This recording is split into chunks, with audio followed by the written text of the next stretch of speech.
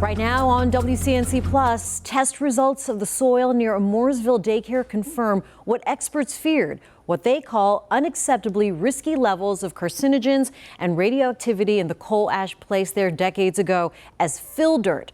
The findings follow a months-long WCNC Charlotte investigation that revealed the coal burning byproduct and its toxic ingredients aren't just buried near Tutor Time of Mooresville. The coal ash is buried under the daycare, too. Thanks for joining us here. I'm Jane Monreal, today with Nate Morabito. Nate, thanks for joining me. Thanks for having me. All right, so you have spent the last 4 months looking into this one daycare and the soil under and around it. Let's start from the beginning. How did you find out about this? So for a while, we and other people have reported about concerns about coal ash, which is basically a byproduct of the coal burning process that includes toxic ingredients.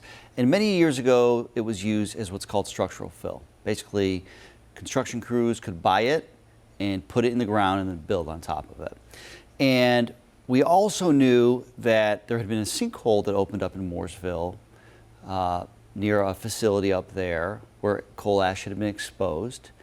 And I started getting interest from that. I received a tip that I should look into that, but I'd also heard that national outlets were looking into that specific issue there. But through that reporting process, I found out about this daycare. And my job really is to not do what everybody else is doing when it comes to reporting. It's to find unique problems and come up with solutions. And when I found out there was a daycare with coal ash under it and potentially exposed coal ash in some spots and kids, vulnerable children, I immediately locked in and said, this is something we have to report on. Yep. These kids' health, it's at stake, and no one else is covering this issue. So we, as a station, WCNC Charlotte, committed to properly telling the story.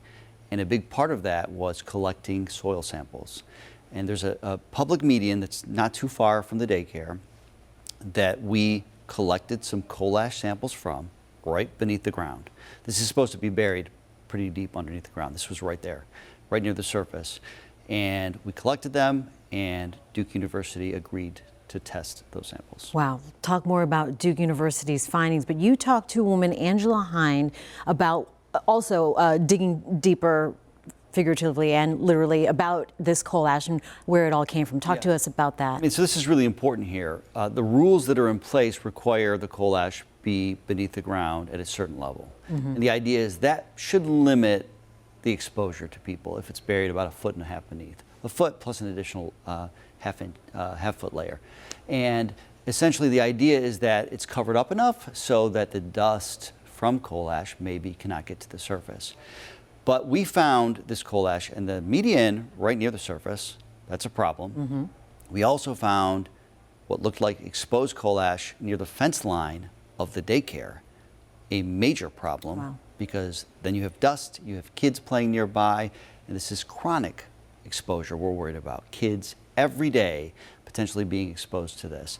And so the real question now is, we know it's under and around the daycare, the coal ash, 100,000 tons in this business park.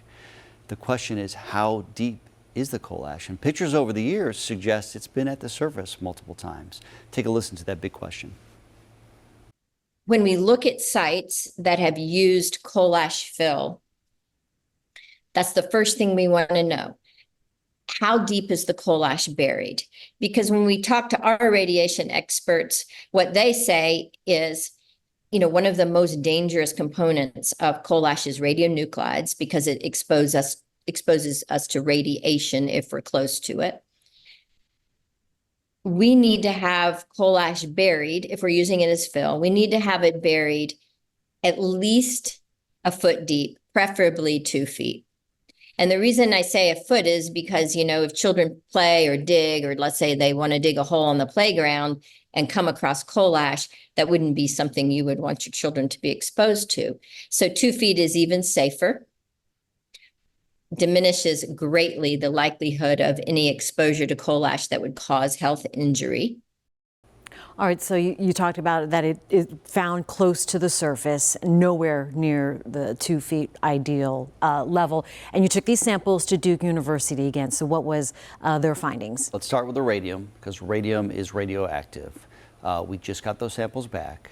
And the radioactivity from the samples of that public median is more than 4 times higher than the normal levels in soil. Okay? And we're looking at its highest point, triggering what should be and what normally would be the Environmental Protection Agency to start cleaning up a site. That's kind of the cleanup standard right there for the radium. Radium is a carcinogen, all right? There's also arsenic, another known carcinogen. And in that case, it's very high, above the natural soil level as well, 69 times higher than the state, North Carolina's own soil remediation goals. And there's also, by the way, 4 dozen other elements that are in this coal ash that we brought to the scientists. And he said, Dr. Avner Van Gosh is his name, you're going to hear from him in a second, but he goes, this really isn't about 1 or 2 elements. This is a cocktail of toxic elements. And we're talking about that combination. We don't know what the impact could be on kids, but it could be even more significant because it's a combination. Let's take a listen. We have knowledge first about those toxicity and the impact of the individual elements in coal ash on human health. Second, we have some experience from the past. Following the Tennessee Valley Authority, TVA, coal ash spill in 2009, the workers who worked to take out the coal ash from the river were exposed for a couple of years of coal ash. And now we see the population of those workers having high occurrence of lung cancer, blood cancer, different type of cancer that directly, apparently, associate with the exposure to coal ash. Now, having children, which is even more vulnerable population, and having chronically exposed to dust and even direct into the mouth, touching soil containing coal ash, could be really problematic for the health of those children. I would imagine parents are not really responding to this well. Well, the parents haven't heard the results. They're just now finding this out. Okay. Right? Right. They knew there was coal ash because of us and because really of a local woman who's been trying to raise awareness about this for several years. Mostly people have not listened to her. She was right. There was coal ash under and around that property. But what was especially concerning from the beginning is that these parents tell me the daycare never told them it was built on top of coal ash that could be potentially toxic. And one mother told me she is just kind of waiting carefully for the test results to come in to make a decision about what's best for her kid, because you can try and move your child somewhere else, but daycares are often full. It's hard to get daycares. Do you take a chance? And Dr. Van Gosh told me this is not something that just shows up after one exposure. This is 5 to 7 years down the road. Some illnesses and cancers may not show up for. So it's not really about the impact today, it's about the impact tomorrow. And so how's the daycare responding? So the daycare has actually taken quite a bit of action, and they're mostly saying all the right things about how they're going to handle this situation. Number one, we pointed out the exposed coal ash near the fence line. They quickly hired crews to cover it up to make sure it has enough ground above it. They're also moving forward with their own samples. We don't know what they're testing for. Are they testing for arsenic and radium? I don't have that answer.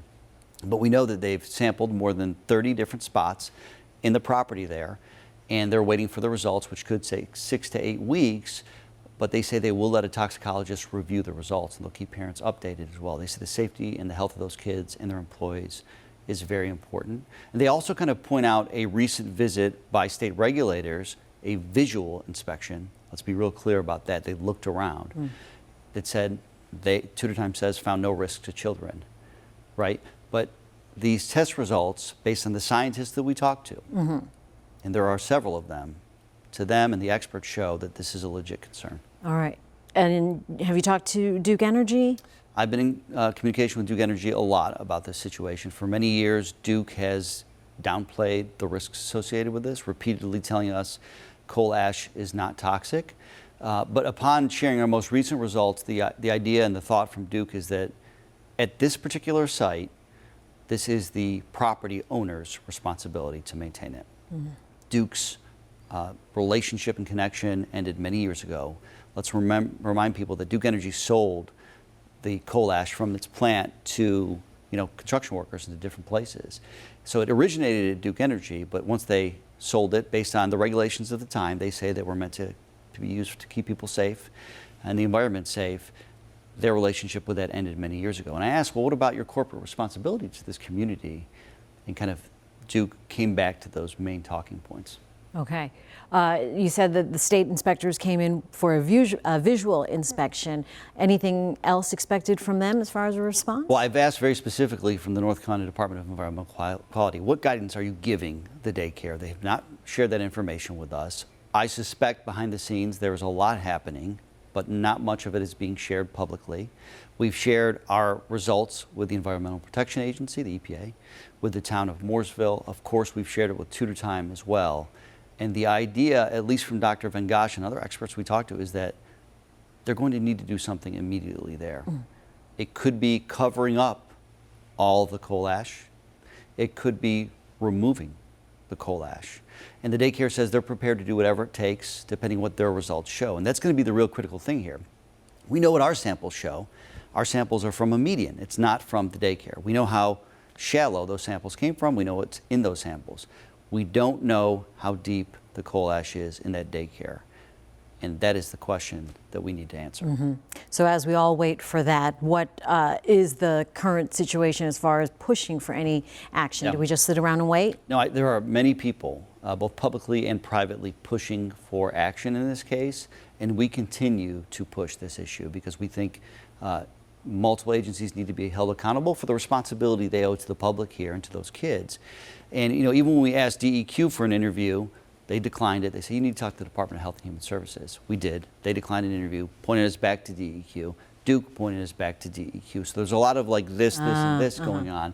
But the Department of Health and Human Services concedes. I mean, after a lot of exposure, coal ash what's in coal ash can cause some serious health effects to people, including cancers. All right. Quite the process in nailing down where it's coming from and the next steps moving forward. Yeah, and I got to tell you, this has been one of the most difficult stories I've ever reported on. It's Yeah. very complex, and it's a life or death situation. When you talk to the people who really care deeply about this, they are worried.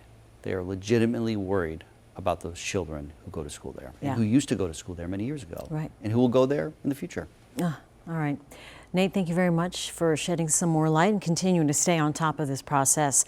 And we thank you for watching. A reminder, you can find Nate's complete coverage so far right now inside the WCNC Charlotte mobile app. Just scan the QR code on your screen.